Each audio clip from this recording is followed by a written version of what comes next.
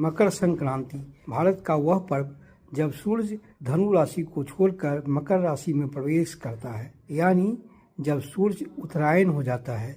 लेकिन क्या आप जानते हैं कि इस दिन तिल और गुड़ का दान क्यों किया जाता है? देव का तेज इतना प्रचंड था कि उनकी पत्नी संज्ञा उसे सहन नहीं कर पाती थी।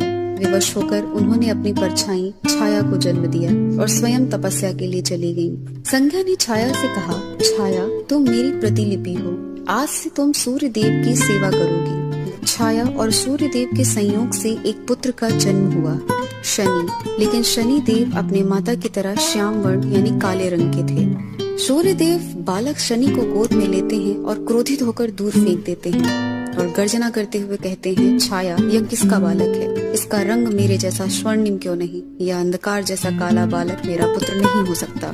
छाया रोते हुए कहती है, हे स्वामी, यह आपका ही अंश है, कृपया इसे स्वीकार करें। सूर्य देव कहते हैं, नहीं, यह मेरा अपमान है, तुम दोनों इसी क्षण मेरी नजरों से दूर हो जाओ। शनि ने अपनी आंखों में पिता का तिरस्कार देखा।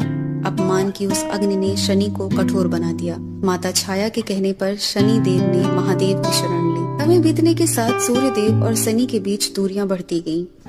क्रोध के वशीभूत होकर सूर्य देव ने शनि के घर कुंभ को जलाकर भस्म कर दिया। अपनी माता को बेघर देख शनि देव का धैर्य टूट गया। शनि देव की दृष्टि पड़ते ही सूर्य देव काले पड़ गए। सृष्टि का संतुलन बिगड़ गया। अंत में भगवान शिव को हस्तक्षेप करना पड़ा। महादेव बोले, सूर्य, पुत्र का अपमान करना धर्म नहीं और शनि, पिता पर क्रोध शोभा नहीं देता। एक दूसरे के अस्तित्व को स्वीकार करो। अहंकार शांत हुआ। सूर्य देव को अपनी गलती का बोध हुआ।